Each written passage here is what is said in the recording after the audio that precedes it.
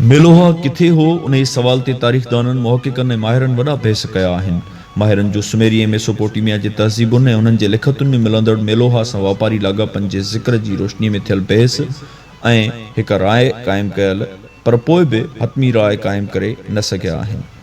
उन मुंझारे जो अहम कारण लफ़्ज़ हिंद ऐं सिंध ई लॻे थो। माहिर मेलोहा जे महल वक़ूअ बाबति मुग़ालते जो शिकार नज़र अची रहिया आहिनि।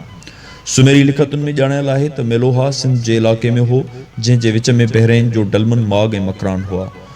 मेसोपोटेमिया जे लिखतुनि में मेलोहा वरी हिंद में ॼाणायल आहे, पर मेसोपोटेमिया लिखतुनि में जेको तस्करो आहे सो यकीनी तौरु मोहन जे दड़े ॾांहुं ध्यानु छिकाए थो।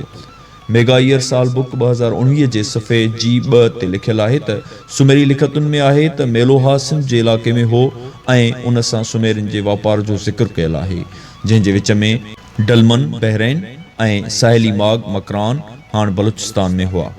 मार्शल गैवेंडिश जे 2006 में छपियल किताब दी वर्ल्ड एंड इट्स पीपल में सफ़े 312 ते बयानु कयल आहे त मेसोपोटेमिया जूं लिखतूं मेलोहा जे मकरान सां वापार जी कथा बयानु कनि थियूं, जेकी हिंद में मौजूद हुआ। मेलोहा शहर या माग हड़प्पा या मोहनजो दड़ो थी सघनि था।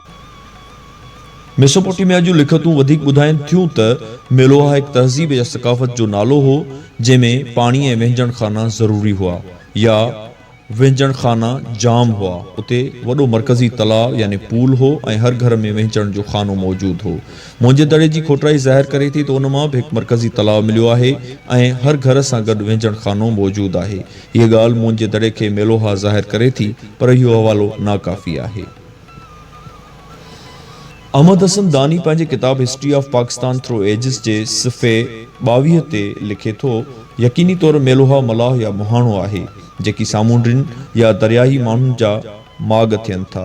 दानी साहब मेलोहा जे हवाले सां मलाह या मुहाणे जो ज़िक्र करे थो, सो क़यास करीन आहे, छो त मलाह या मुहाणो वणजारो कबीलो आहे।